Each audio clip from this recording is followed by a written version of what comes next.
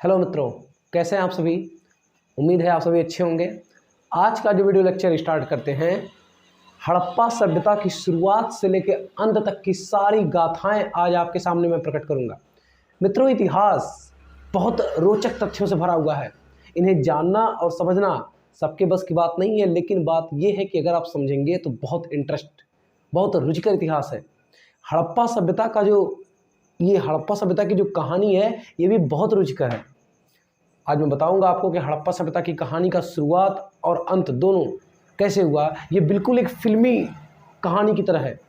अब मैं आपको हड़प्पा सभ्यता की कहानी बताऊं मित्रों, उसके पहले मैं थोड़ा कुछ बात आपसे ये करना चाहता हूं कि आप जैसा कि जानते हैं वीडियो बनाता हूं आपके लिए। वीडियो आप लोग सब्सक्राइब करिए चैनल को, लाइक और कमेंट में बताइए वीडियो आपको कैसे लगी। हड़प्पा सभ्यता के विकास की शुरुआत से लेकर अंत तक की पूरी कहानी आपको कितनी मज़ेदार लगी और इसके तहत आप भी कुछ नए आविष्कारों को जन्म दे सकते हैं।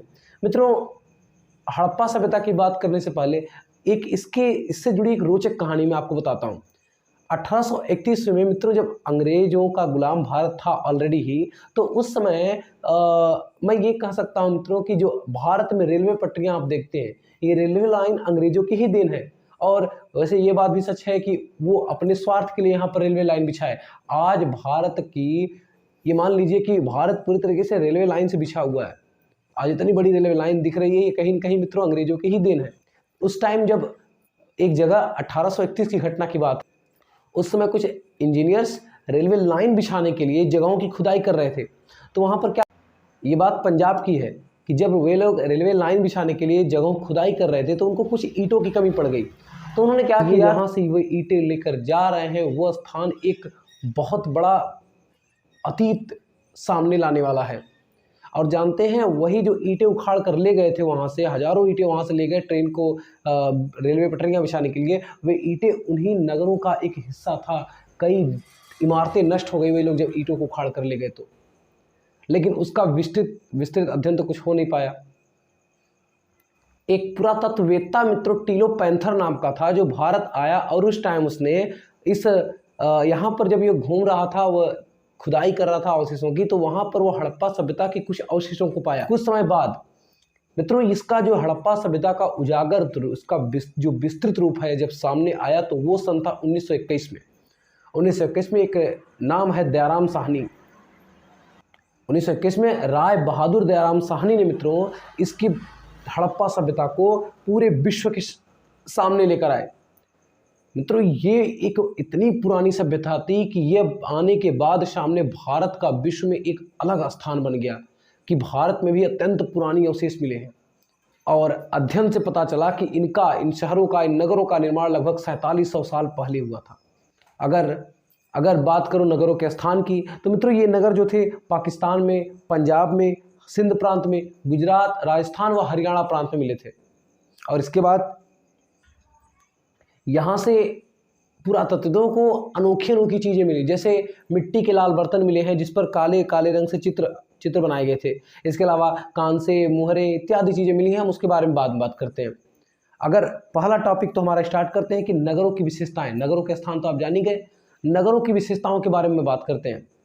मित्रों, हड़प्पा सभ्यता के जो नगर थे, बता रहा हूँ आपको, एक कुशल कारीगर द्वारा गढ़े गए थे। अब आपको बताता हूँ वहाँ के नगर कैसे थे। मित्रों, ये 2 या 2 से ज़्यादा भागों बटे हुए थे।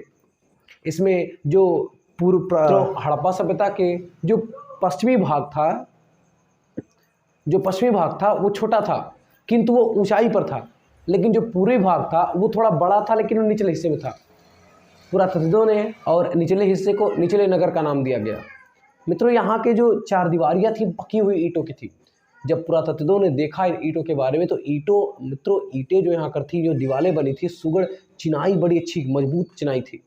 और ये रीजन था कि आज तक भी दीवारें खड़ी हुई हैं। वहाँ पर खड़ी तो थी दीवारें जो तोड़ कर ले गए थे ईंटों को। कुछ नगरों के नगर दुर्ग में कुछ खास इमारतें बनाई गई थी, जैसे मोहनजोदड़ो में बहुत विशाल स्नानागार मिला था, नहाने का स्थान। अगर थोड़ा बात करूँ स्नानागार की, तो मित्रों स्नानागार के चारों ओर कमरे बनाए गए थे। तो मित्रों ये प्लास्टर से बनाया गया था, प्लास्टर के ऊपर चारकोल की परत चढ़ाकर बनाया गया था।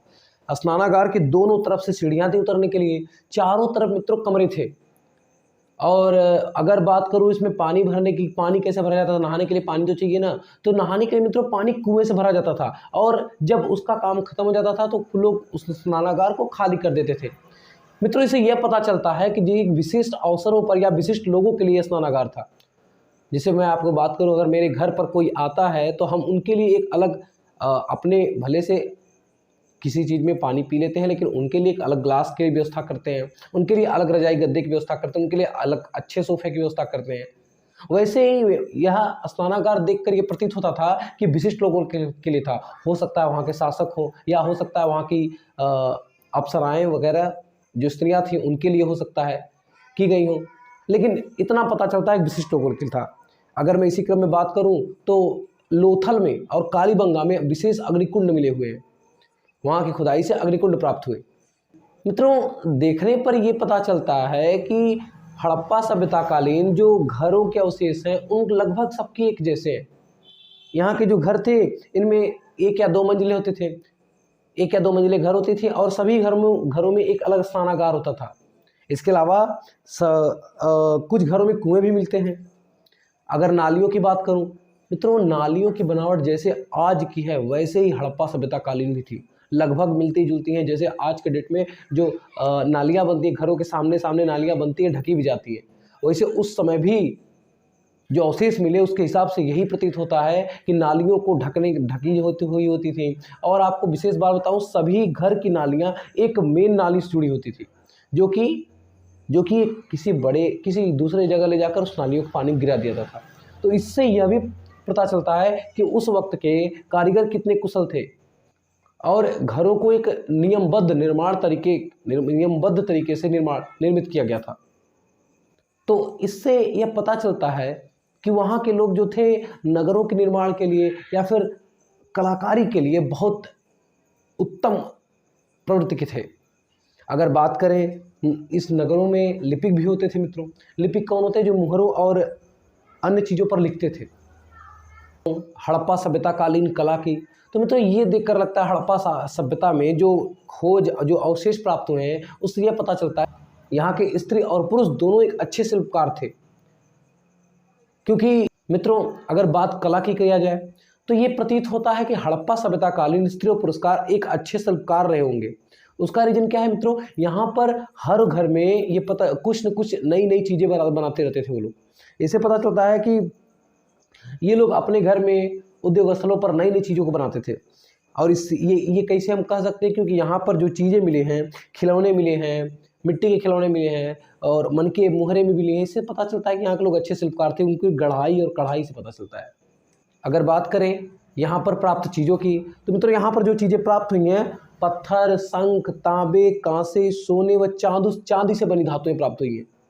इसका मतलब ये भी है कि वहाँ पर तांबे, सोने, चांदी की भी प्रचुरता थी और लोग दूर दूर से यात्राएं करते थे। यहाँ पर आयात निर्यात होता था, उसके बारे में बाद में बात करते हैं। लेकिन इससे ये पता चलता है, अगर दूर से चीज़ें आती हैं, इतने चीज़ें उपलब्ध हैं, तो पता चलता है कि हाँ ये लोग आयात निर्यात भी करते थे।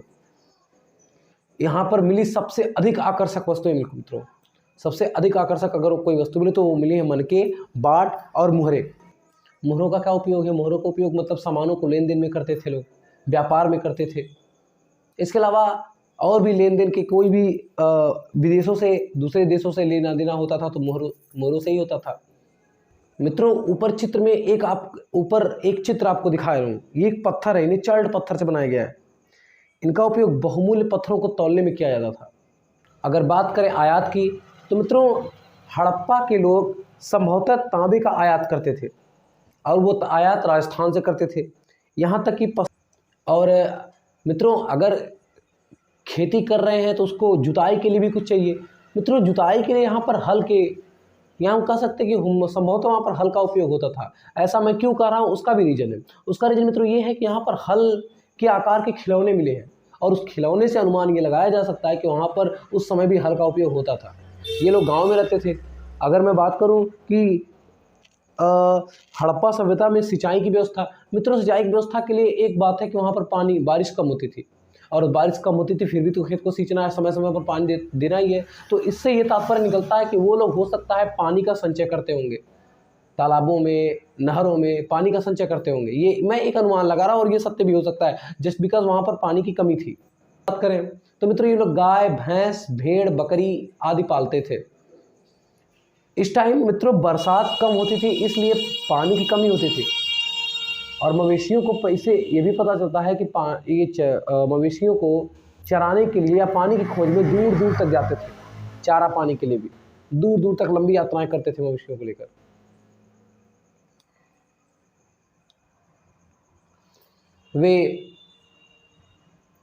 वे बेर जैसे फलों का इकट्ठा करते थे। बेर एक फल होता है, इसको इकट्ठा करते थे। हिरणों का शिकार करते थे और मछलियां पकड़ते थे।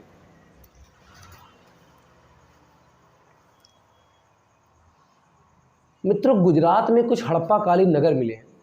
अगर उनका सूक्ष्म निरीक्षण किया जाए तो देखा जाए धौलावीरा एक नगर। वैसे तो मित्रों गुजरात में अभी मैंने बताया कि नगरें दो हिस्सों में बटे होते थे, लेकिन यहाँ पर धौलावीरा में जो नगर था वो 3 भागों में बटा हुआ था।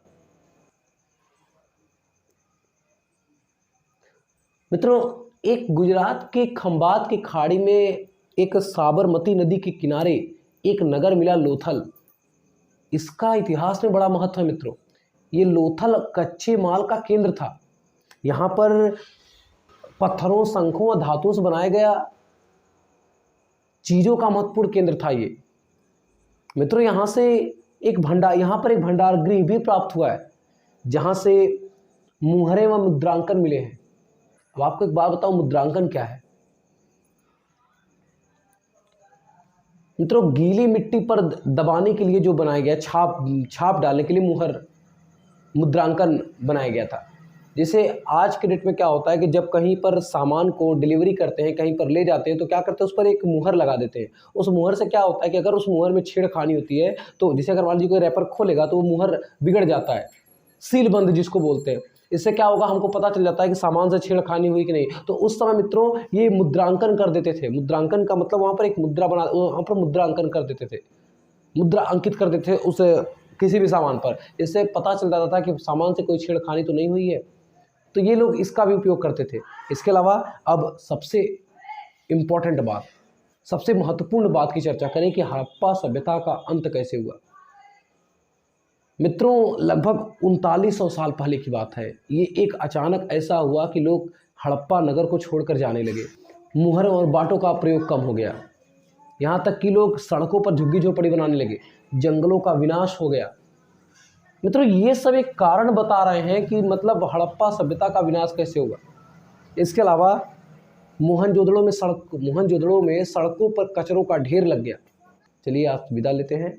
आज का वीडियो लेक्चर यहीं पर समाप्त करते हैं। धन्यवाद मित्रों।